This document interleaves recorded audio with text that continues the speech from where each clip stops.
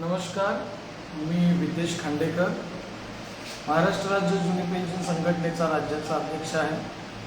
आज या फेसबुक लाईव्हमध्ये सहभागी झालेल्या माझ्या सर्व बंधू भगिनींचं, सहकारी मित्रांचं मनापासून स्वागत करतो.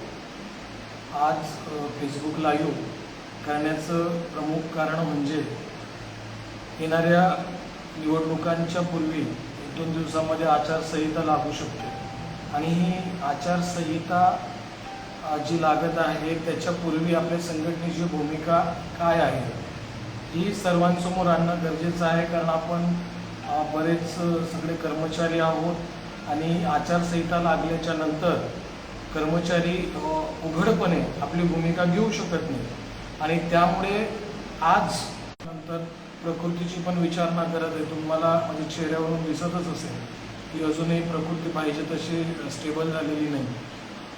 मित्रो, मागच्या 8-9 वर्षापासून वेगवेगळ्या प्रकारचे आंदोलनं संघटनेनं केलेले आहेत.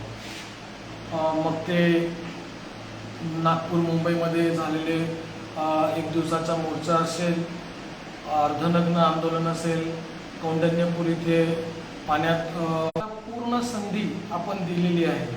सरकारला आपलं म्हणणं, आपली मागणी, जुनी पेन्शन का महत्त्वाची आहे या सगळ्या बाबीच आपण सरकारला समजून सांगितलेल्या आहे. परंतु सरकारने पाहिजे तसा निर्णय घेतलेला नाही.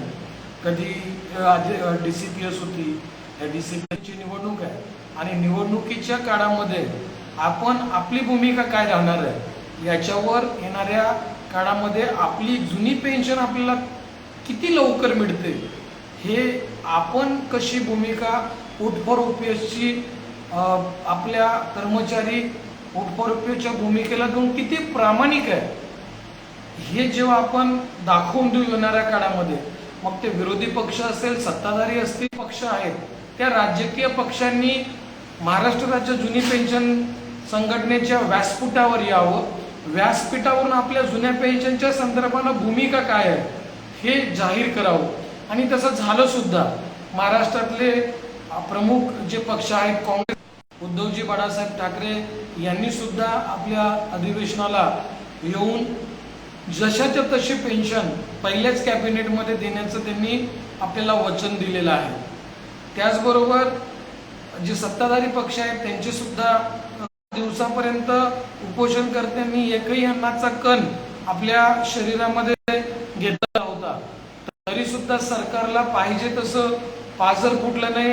सरकारकडनं कुठलीही विचारपूस सुद्धा उपोषणकर्त्यांची झाली नाही. म्हणजे याच्यातून स्पष्ट लक्षात येत आहे सरकार जुनी पेन्शन योजना देण्याच्या मनस्थितीत नाही आणि या सरकारला पण दोष देऊन उपयोगी नाही. कारण जोपर्यंत केंद्रामध्ये या संदर्भानं काही निर्णय होत नाही तोपर्यंत जे आता अस्तित्वात आलेलं सरकार आहे काही निर्णय घेऊ शकत नाही.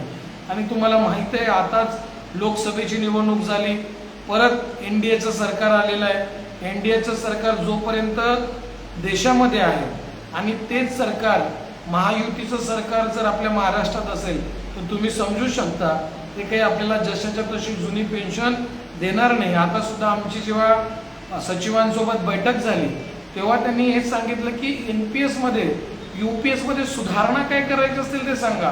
परंतु आमचे प्रमुख, प्रदेश प्रमुख सन्माननीय नानाजी पटोले साहेब यांनी लिखितमध्ये आपल्याला पत्र दिलेलं आहे.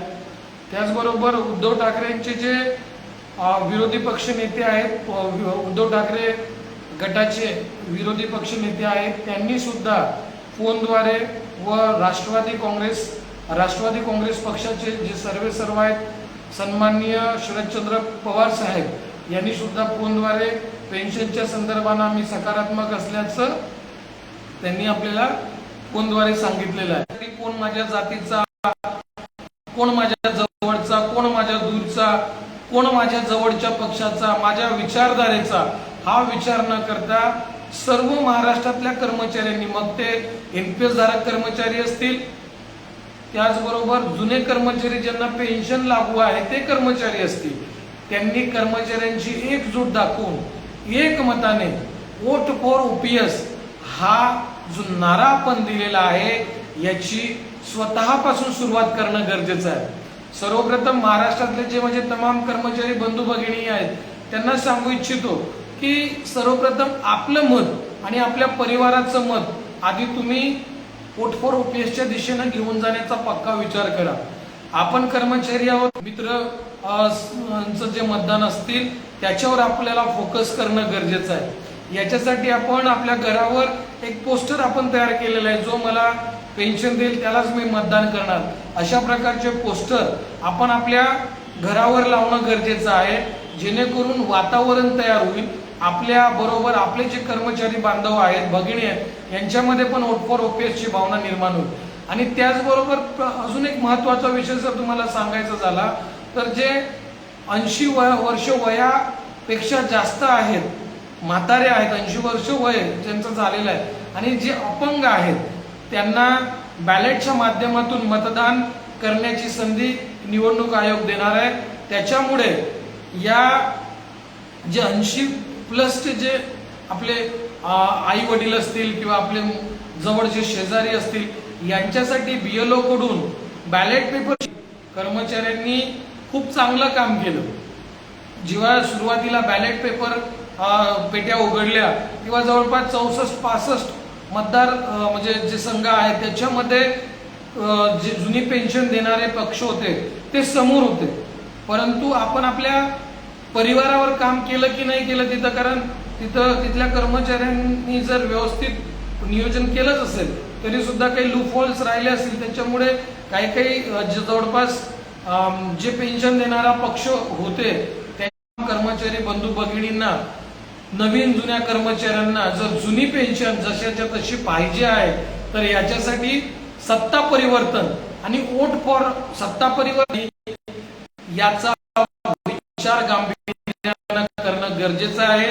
कदाचित 1-2 दिवसामध्ये आचारसंहिता लागेल आणि आचारसंहिता लागल्यामुळे आम्ही तुमच्याशी मनमोकळेपणानं बोलू शकणार नाही, परंतु बऱ्याचशा इशाऱ्यामधनं बऱ्याचशा गोष्टी तुमच्यापर्यंत येतील. ते इशारे तुम्ही समजून आपण काम कराल. पहिली जेव्हा आपली निवडणुकीची ट्रेनिंग लागते तेव्हाच बॅलेट पेपरची मागणी करा.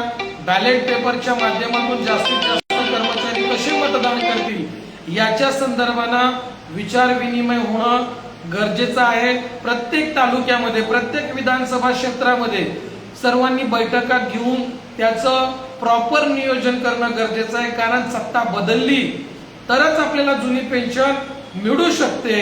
हे तुम्ही अतिशय आपल्या डोक्यामध्ये घ्या, हा विषय गांभीर्यानं घ्या. वोट फॉर ओपीएसची मोहीम तळागाळापर्यंत जाऊन राबवा. राज्य कार्यकारिणीनं आपलं काम चोखपणे बजावलेलं आहे. आता जे महाराष्ट्रातले प्रमुख राजकीय पक्ष आहेत त्यांनी आपल्या व्यासपीठावर येऊन जुनी पेन्शन योजना आम्ही सत्तेत आल्यास लागू करू अशी घोषणा केलेली आहे. आणि तुम्हाला मी हेही सांगतो की जर महाविकास आघाडीचे ज्यांनी आम्हाला वचन दिलेलं आहे ते पक्ष सत्तेत आले आणि त्यांनी जर जुनी पेन्शन दिली नाही तर त्यांच्या विरोधात सुद्धा आम्ही बंड पुकारणार आहोत. याची तुम्ही कुठल्याही प्रकारची काळजी करू नका. आपल्या बऱ्याचशा कर्मचाऱ्यांच्या मनात हा प्रश्न असेल की बाबा पक्ष सत्ता बदलतात, पक्ष बदलतात, नवीन लोक सत्तेत येतात, परंतु प्रश्न आपल्या जशाच्या तसे राहतात. परंतु जुन्या पेन्शनचा विषय हा कर्मचाऱ्यांचा विषय आहे, बुद्धिजीवी आपल्या कर्मचारी वर्गाचा विषय. आणि मला याची पूर्ण खात्री आहे की ज्यांनी आम्हाला वचन दिलेलं आहे, ज्यांनी आमच्या व्यासपीठावर येऊन घोषणा केलेली आहे, ते जर आपले वचन पाळत नसतील तर येणाऱ्या काळामध्ये त्यांच्या विरोधात याही पेक्षा तीव्र आंदोलनं केली जातील आणि त्यांना भाग पाडले जाईल जुनी पेन्शन योजना लागू करण्यासाठी. त्याच्यामुळे महाराष्ट्रातल्या तमाम कर्मचारी बंधू भगिनींना परत मी विनंती करतो की वोट फॉर ओपीएस हा एकमेव मार्ग जुन्या पेन्शन पर्यंत आपल्याला घेऊन जातो. आतापर्यंत ज्या राज्यांमध्ये जुनी पेन्शन योजना लागू झालेली आहे त्या राज्यांनी याच मार्गाचा अवलंब करून जुनी पेन्शन योजना आपल्या कर्मचाऱ्यांना लागू करून घेतलेली आहे. त्याच्यामुळे नवीन जुने कर्मचारी, जुन्या कर्मचाऱ्यांना खास करून माझी विनंती आहे की मी कुठल्या संघटनेचा, माझी संघटना कोणती, मी कुठल्या विचारधारेचा याचा विचार न करता आज जर कर्मचाऱ्यांनी सत्ता परिवर्तनामध्ये भाग घेतला, करून दाखवलं, तर येणाऱ्या काळामध्ये जुनी पेन्शन काय, जुन्या पेन्शन बरोबर अन्य विषय सुद्धा चुटकीभर सुटतील. कारण सरकारला माहित असेल हे कर्मचारी सत्ता आणू शकतात, हेच कर्मचारी सत्ता पाडू शकतात.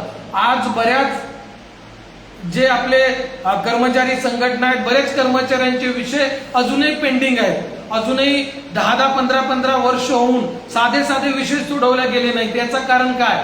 याचं एकमेव कारण आहे, सरकारला हे वाटतं की हा जो कर्मचारी आहे एकजूट नाही, हा विविध जातीमध्ये, धर्मामध्ये, पंथामध्ये, माझ्या जवळच्या माझ्या दूरच्या मध्ये विभागला गेलेला आहे आणि हा कर्मचारी माझ्या कुठल्याही वोटर म्हणून कामाचा नाही, हे सरकारला, पक्षाला लक्षात आलेलं आहे.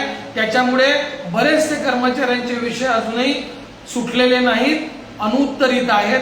जर हे सर्व विषय जुन्या पेन्शनचा आपल्याला सोडवायचं असेल तर कर्मचाऱ्यांची एकमूट, कर्मचाऱ्यांची एकजूट दाखवणं गरजेचं आहे. आणि यासाठी येणाऱ्या विधानसभा निवडणुकांमध्ये आपण आपल्या घरून सुरुवात करा, आपल्यापासून सुरुवात करा. माझं मत, माझ्या कुटुंबाचं मत, माझ्या मित्रपरिवाराचं मत, आणि याच माध्यमातून जर आपण गेलो तर निश्चित जुनी पेन्शन योजना लागू होईल. येणाऱ्या काळामध्ये जो पक्ष आपल्या जाहीरनाम्यामध्ये जुन्या पेन्शनचा विषय घेईल त्याच्या पाठीमागे आम्ही उभं राहणार आहोत. आता सुद्धा या पक्षांना मी तुमच्या माध्यमातून सांगू इच्छितो की आचारसंहिता लागल्याच्या नंतर जो काही जाहीरनामा प्रसिद्ध होईल त्या जाहीरनाम्यामध्ये तुम्ही तुमच्या माध्यमातून विषय जर आला तर आम्हाला कुठल्याही पद्धतीनं सांगायची गरज पडणार नाही. आपोआप कर्मचारी जो पेन्शन देईल त्याच्या सोबत राहणार आहेत. आणि म्हणून शेवटी सांगतो, जो पेन्शन की बात करेगा वही महाराष्ट्र पे राज करेगा. मी परत माझ्या बोलण्यातून तुम्हाला हेच लक्षात येत असेल की जुनी पेन्शन पर्यंत जाण्याचा एकमेव मार्ग तो म्हणजे वोट फॉर ओपीएस. कर्मचाऱ्यांचे बरेचसे प्रश्न जे अजूनपर्यंत सुटलेले नाहीत ते सोडवण्याचा एकमेव मार्ग वोट फॉर ओपीएस. आणि म्हणून यावेळेस आपण कर्मचाऱ्यांची ताकद या सत्ताधाऱ्यांना आणि विरोधी पक्षाच्या नेत्यांना दाखवून देऊ की कर्मचारी काय करू शकतात. एवढंच बोलतो. येणाऱ्या काळामध्ये आचारसंहितेमुळे कदाचित तुमच्याशी संपर्क संवाद होऊ शकेल की नाही होऊ शकेल याच्याबद्दल साशंकता आहे, तरी सुद्धा बऱ्याचशा बाबी तुमच्यापर्यंत येतील. कर्मचाऱ्यांनी, बंधू भगिनींनी संघटना काय आदेश देते, काय सांगू इच्छिते हे आपण समजून घेऊ. त्या पद्धतीनं आमचे महाराष्ट्रातले बंधू भगिनी कर्मचारी काम करतील याची मला पूर्ण खात्री आहे. एकच मिशन, जुनी पेन्शन.